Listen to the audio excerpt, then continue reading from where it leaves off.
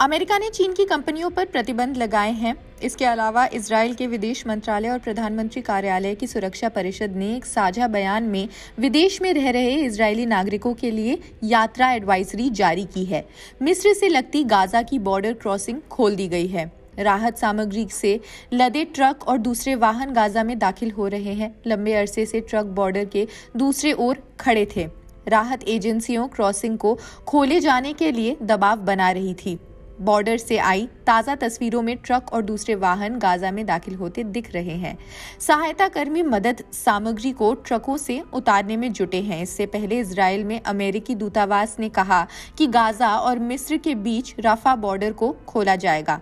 यदि इस कदम की पुष्टि होती है तो गाजा में फंसे विदेशी नागरिकों को बाहर निकालने का मौका मिलेगा। दवाइयों, खाद्य सामग्री और पानी से लदे दर्जनों ट्रक मिस्र की तरफ से सीमा पार कर गाजा में दाखिल होने का इंतजार कर रहे थे।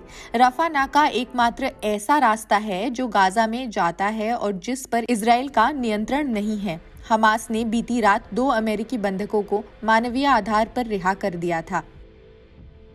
हमास के नियंत्रण वाले आंतरिक मंत्रालय का कहना है कि गाजा पट्टी में एक चर्च में शरण लेने वाले कई लोग गुरुवार देर रात हुए इस हमले में मारे गए।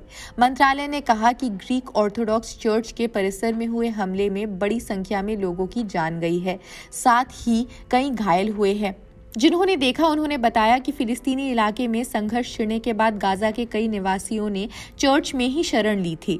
ऐसा लग रहा है जैसे ये हमला धार्मिक स्थल के नजदीक जाकर किया गया हो। वहीं इजरायली सेना ने बताया कि वो कथित हमले की जांच कर रही है। गाजा के अस्पताल के बाद चर्च पर हमले में कई लोगों की मौत हो गई।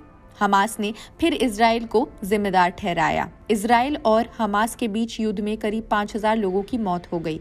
इस बीच मंगलवार को गाजा के अल अहली अस्पताल में विस्फोट हुआ, जिसमें सैकड़ों लोगों की जान चली गई। अब तक क्या कुछ हुआ? इजरायल और हमास के बीच संघर्ष शुरू हुए अब 14 दिन हो चुके हैं। दोनों ही ओर से जारी हमलों में अब तक करीब 5000 लोगों की जान जा चुकी है। इसमें एक बड़ा आंकड़ा मंगलवार को अस्पताल में हुए धमाके में मारे जाने वाले लोगों का है। इस बीच गुरुवार को वेस्ट बैंक में इजरायली बलों और फिलिस्तीनियों के बीच झड़प हो गई। इस बीच इजरायल के कुछ लोगों को बंधक बना लिया गया था। वेस्ट बैंक में इजरायली बलों और फिलिस्तीनियों के बीच झड़प हो गई थी।